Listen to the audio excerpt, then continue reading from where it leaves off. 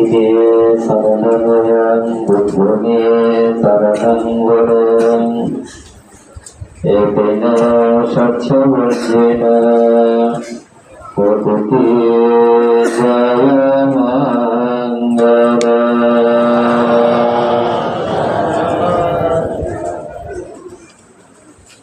আজকে ভগবতী বালানুষ্ঠানে পূর্ণানুষ্ঠানে উপস্থিত মাননীয় ভিক্ষুর সঙ্গ উপস্থিত এই পূর্ণানুষ্ঠানের দাতা প্রতি পরিবারবর্গ এবং যারা সাধু সাধু বলে এই পূর্ণানুষ্ঠানকে সরাসরি অনুমোদন দান করার জন্য যার দৃষ্টি মাথায় দিয়ে আজকে এই তীর্থধামে সমবেত করেছেন। জড় ধর্মের অধীন, ব্যাধিক ধর্মের অধীন, মরণ ধর্মের অধীন, কর্মফল এবং বিকাশের অধীন উপাসক উপাসিত বৃন্দ, অনুষ্ঠানের পূজনীয় সভাপতি প্রমুখ মাননীয় ভিক্ষুর সঙ্গে প্রতি আমি সশ্রদ্ধ বন্দনা জানাচ্ছি, শ্রদ্ধা জানাচ্ছি। আপনারা যারা এই অনুষ্ঠানের মূল প্রতি তাদের সুকেন্দ্র বড়ুয়া এবং ওনার পরিবারবর্গ এবং যারা উপস্থিত হয়েছেন জ্ঞাতি মিত্র, আপনাদের সবার নিরোগ্ধ জীবন, সুস্থ জীবন, সুখী সমৃদ্ধ জীবন কামনায় আমি মন্ত্রীপূর্ণ চিত্তে ধন্যবাদ করছি।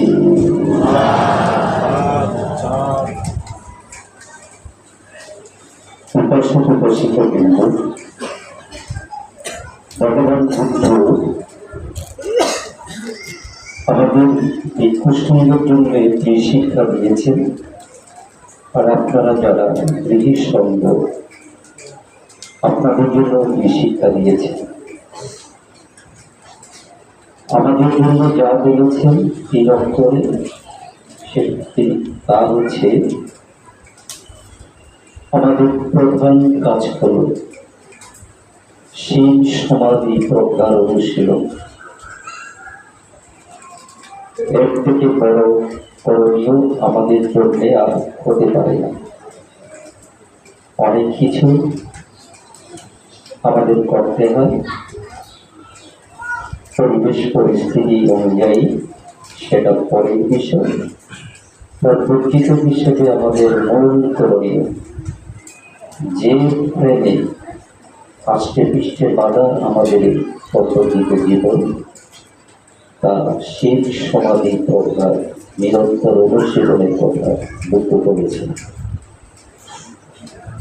একই সাথে আপনাদের উদ্দেশ্যে বুদ্ধ বলেছেন,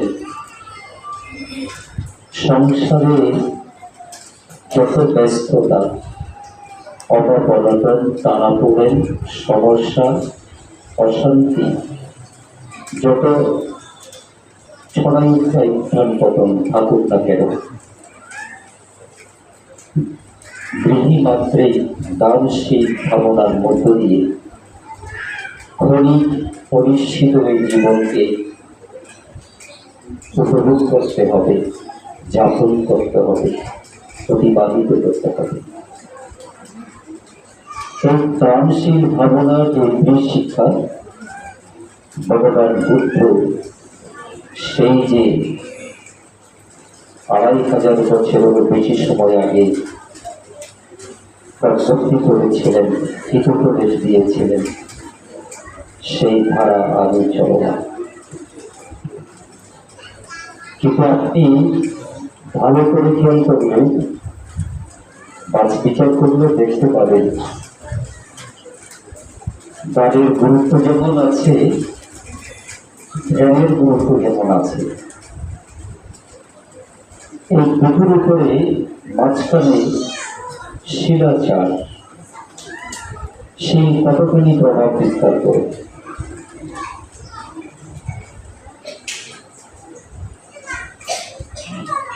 আপনি দান করেন বা ধ্যান করেন,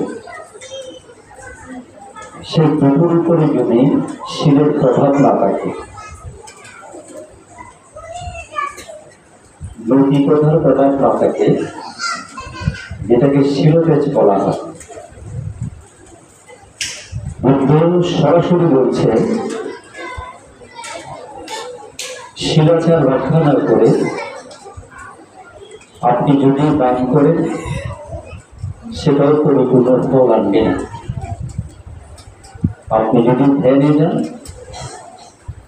শিলের যদি গুণ না থাকে, প্রভাব না থাকে, সে ধ্যানেও আপনার যথাযথ সুফল আসবে না। দান কিংবা ধ্যান আপনি যাই করতে যান, আপনার শিলের প্রভাব থাকতে হবে। সে কারণে বুদ্ধের উপদেশ হলো, দানকর্ম সম্পাদন করতে যান কিংবা ধ্যান কর্ম, আগে নিজেকে পরিশুদ্ধ করে নিতে হবে। নীতি নৈতিক শিলাচার জীবন যাপন করা, যার নাম শিব। আপনি দুনিয়া জুড়ে যে কারণে এত বিশৃঙ্খলা, এত অশান্তি, তার মনে রয়েছে অনৈতিক জীবন যাপন করা। এই নৈতিক জীবন যাপন করাটাকে বুদ্ধ শিল বলেছে। এক কথা আজকে দেখুন কত যৌক্তিক কথা তিনি বলে গেছেন।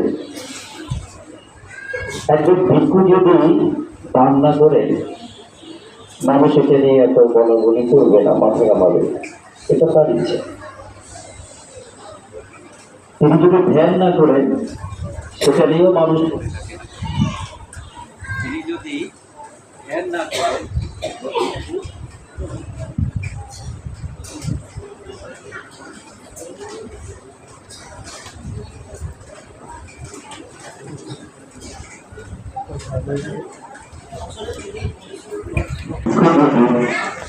দান না করে আপনাদের মতো, সেটাও কর্তব্য হয় না, তার ইচ্ছা।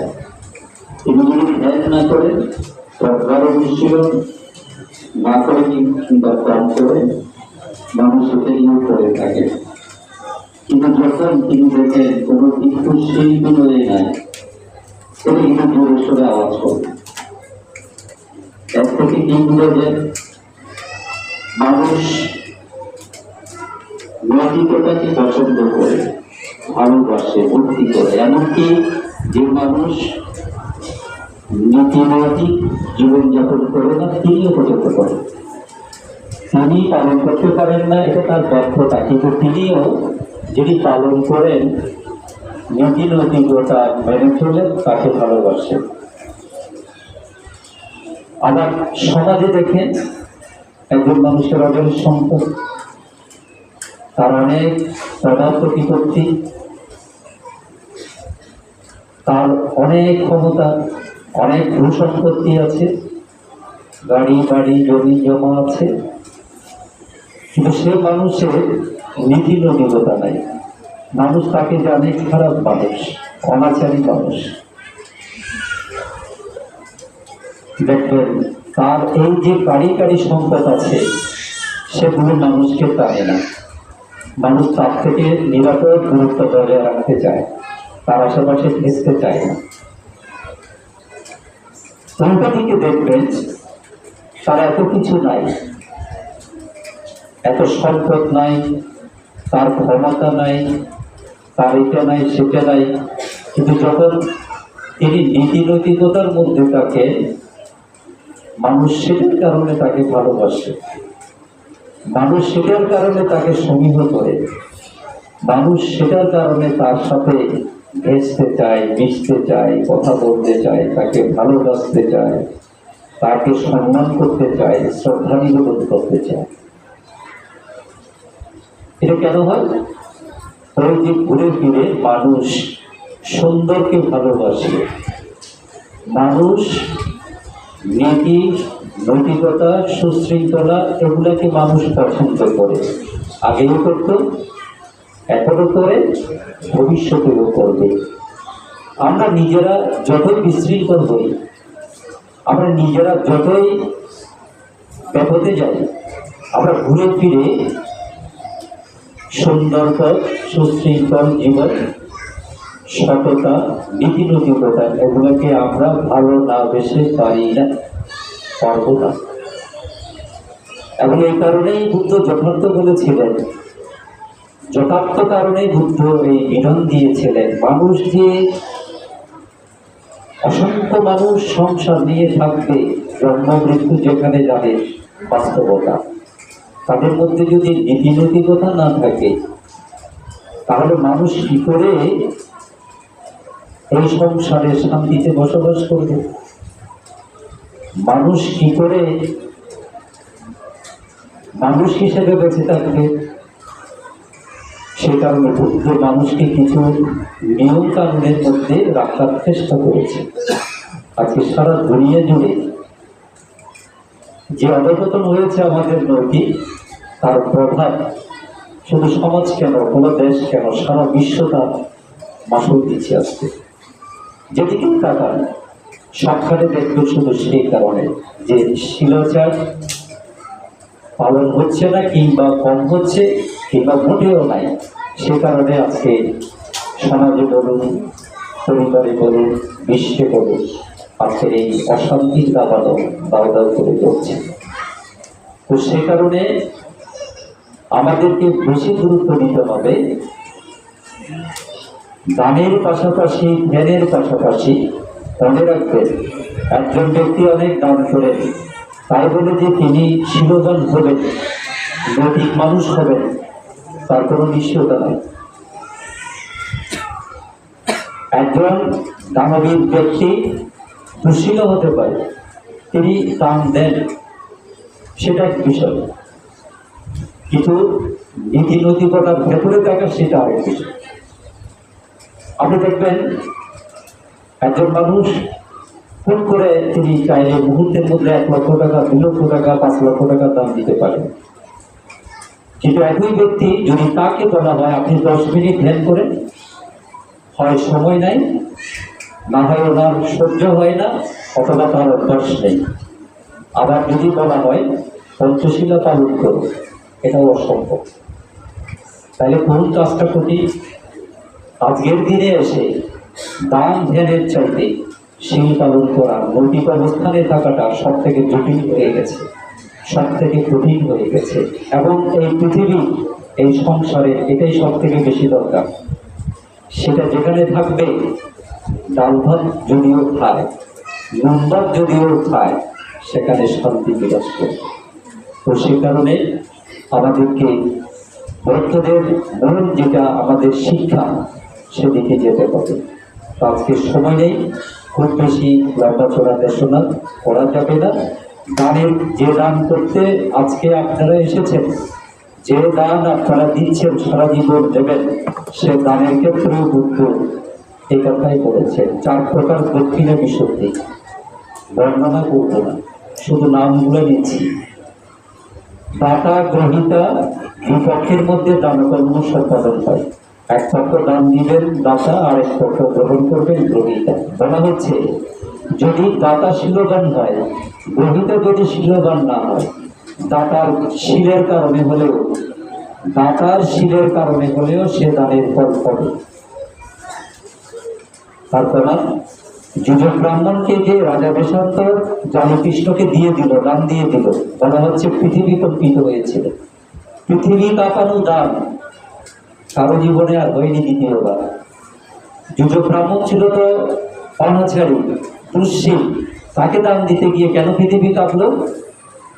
তিনি গ্রহিতা দুঃশীল ছিলেন, রাজা বেশান্ত শীলবান ছিলেন, সে কারণে তার দান পৃথিবী কাঁপানো দান হয়েছিল। দাতা যদি শীলবান হয়, গ্রহিতা দুঃশীল হয়, তখনও ফল পাবে।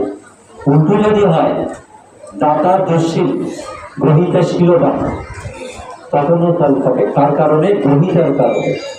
দেখেন, এত কষ্টের দান কিসের উপরে নির্ভর করে আছে? দাতাও শীলবান, গ্রহিতাও শীলবান, সে দান হবে সব থেকে অপ্রমেয় প্রভাবশালী এবং পূর্ণশালী। দুটাই বিপক্ষেই শীলবান। সে দান যদি অল্প হয়, সেটা মহাফল দেবে সর্বশেষ। বিপক্ষই যদি দুঃশীল হয়, দাতা গ্রহিতা, বলা হচ্ছে সে দানের ফল পাওয়া আদৌ অনেক কঠিন। এক বিয়াদর শিকারী তার গুণের জন্য, তার প্রয়াত গুণের জন্য দান দিয়েছিল কোনো ভিক্ষুকে। একবার 2বার দিয়েছে, পায় নাই। দ্বিতীয়বার যা হয়েছে, তার যৌবনে যাবে। ওই ব্যক্তি সরাসরি তাদের মাঝে উপস্থিত হয়ে বলছেন, এই মুশকিল আমার সম্পদ লুট করছে, এই মুশকিল আমার সম্পদ লুট করছে। কাকে বলছে? ওই ভিক্ষু। তার উদ্দেশ্যে যা দিচ্ছে তার ভাই ছয়, সে সেটা পাচ্ছে না। সে বলছে এটা আমার সম্পদ, তাই তো বর্ণনা করতে পারছে না। পরবর্তীতে জ্ঞানীর উদ্দেশ্যে তো দেওয়া হয়, সে কারণে তিনি বলছেন এটা আমার সম্পদ। আর লুট করছে, ছিনিয়ে নিচ্ছে ওই মুশকিল। এটা যাকে দান দিচ্ছে গ্রহীতা তিনিও দোষী, যিনি দান দিচ্ছেন শিকারী, প্রাণী হত্যা করে প্রতিনিয়ত, মিথ্যা বলে, পঞ্চশীল লঙ্ঘন করে, তিনিও দোষী, যার কারণে প্রয়াত জ্ঞাতি পাচ্ছিলেন না। এমন অবস্থা হয়ে গেল, তৃতীয়বারে তিনি স্বয়ং এসে বলছে এই মুশকিল আমার সম্পদ লুট করছে। আবার আরেকজন সুশীলকে, শিলবানকে দান দেওয়ার পরে ওই ব্যক্তি সেটা প্রাপ্ত হয়ে মৃত্যু পায়। ব্যাখ্যা ছাড়া করি আপনাদের দান বা যেই দান করুক, তাদের দান কোথায় জুড়ে আছে? তাও শিলের উপরে। সে কারণে আমি তো এটাই বলি, দান বেশি না করতে পারি, ধ্যান বেশি না করতে পারি এই যান্ত্রিক জীবনে, কিন্তু কোনো অবস্থাতেই নীতি নৈতিকতাকে অবহেলা করা যাবে না, এর বাইরে যাওয়ার চেষ্টা করা যাবে না। যে বাইরে যাওয়ার চেষ্টা করবে সে রাজা থেকে ফজুর হলেও বেশিক্ষণ লাগবে না, সে নিঃশেষ হয়ে যেতে বেশিক্ষণ লাগবে না, তার সব কিছু মুহূর্তে পুলিশ হতে বেশি কিছু লাগবে না। সে কারণে বলি, আমরা দান বেশি দিতে না পারি আর ধ্যান বেশি না করতে পারি, আমরা যাতে শিলের মধ্যে থাকার চেষ্টা করি। এই মধ্যে আহ্বান জানিয়ে আপনাদের সকলে জয় মঙ্গল কামনা করে আমার সংক্ষিপ্ত ধর্মদের সমাজ শেষ করছি।